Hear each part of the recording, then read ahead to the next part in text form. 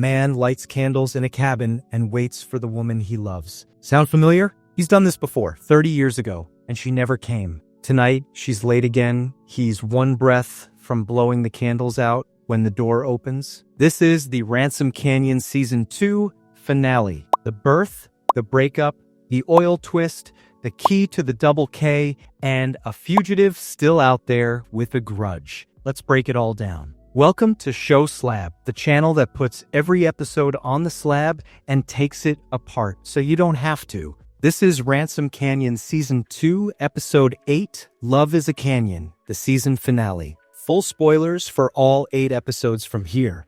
Caught up? Let's go. Episode 7 left 3 fuses burning. Lucas, drunk and heartbroken, about to drive. Sheriff Dan, watching his daughter Lauren dance with Kit, the other Russell brother. And the big one, Sydney, freshly conned into signing divorce papers by Yancy, Ellie, and the boys, coming back to Yancy's house and terrorizing a heavily pregnant Ellie until she fell off the porch. Finale doesn't make you wait. Straight to the hospital, placental abruption, premature labor, both lives on the line, and Yancy collapsing alone in a hallway that swallows him whole. Then, mercy, Ellie survives. The baby survives. A girl, Isabella. Yancy is smitten, ready to be a father, ready to be better. Hold that thought. The show is about to charge him full price for it. Good news first. The cops cuffed Lucas before he could drive drunk. The bad news is everything after. At the station, Dan corners Kit with a father's ultimatum dressed as a favor, a contact for a ranch job in Wyoming.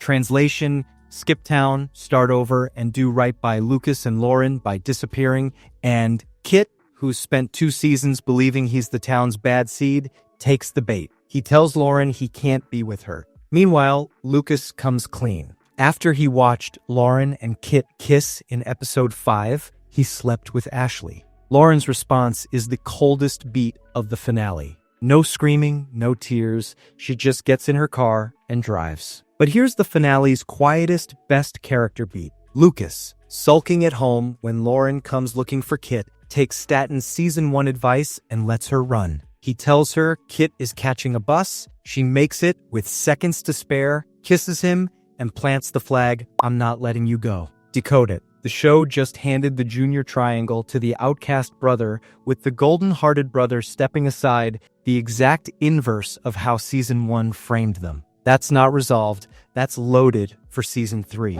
Now, the main event, Episode 7, ended with Staten pulling the classic Staten. After helping Quinn pull off the No Place Like Home festival, he told her he's no good for her and let her go. Quinn tries one more time in Episode 8.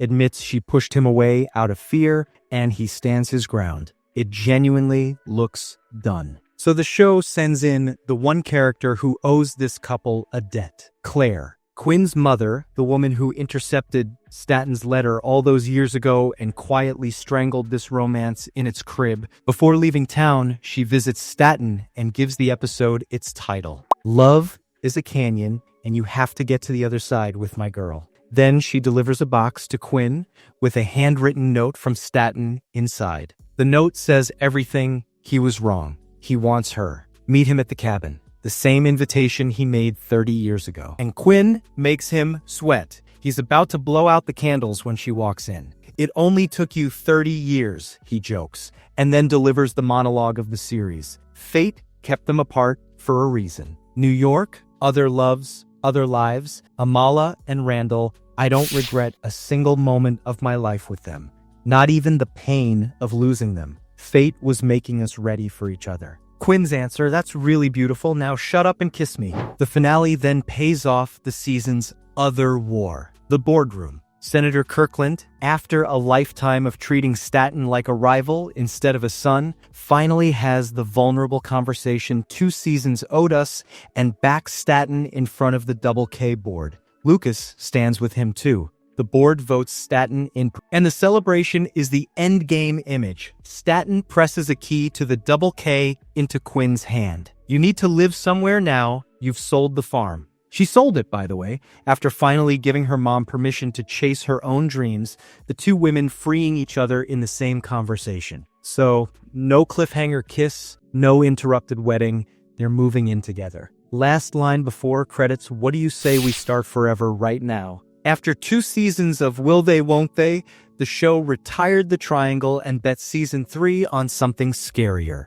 Domesticity. And now, the dark mirror. Because while Staten gets the key, Yancy gets the door. Start with the twist. Yancy meets Freddie, the con man who helped them fake the oil scheme, to beg for more time on the $80,000 he owes. And Freddie tells him to keep it because the fake oil con was accidentally real. There is oil under Yancy's land. Cap's bad investment was never bad. Together they could be stupid rich. Read what the show did there. The con Yancy ran to survive just became the fortune he never earned, handed to him by the exact life Ellie begged him to leave. It's the season 1 finale inverted. Then, a stranger from his past arrived to destroy his future. Now, a fortune from his past arrives and does the same thing. Because across town, Ellie is spiraling. The police can't even charge Sydney. Ellie fell off the porch, nobody pushed her, and she's still out there.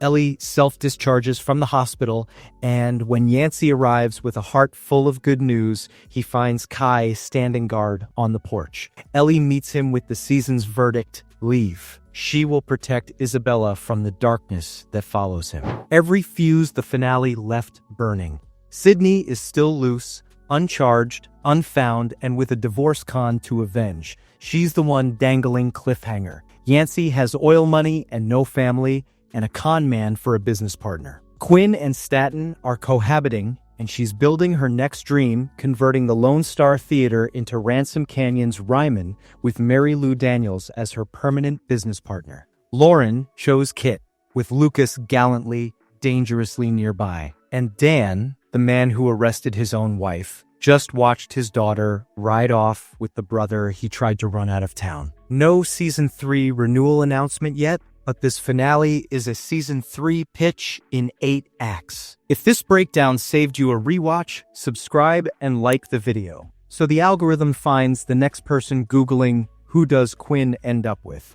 And tell me below, did Ellie make the right call kicking Yancy out, or did she just create the villain of season 3? I read everything. Next on Show Slab, more breakdowns the day they drop. See you in the next one.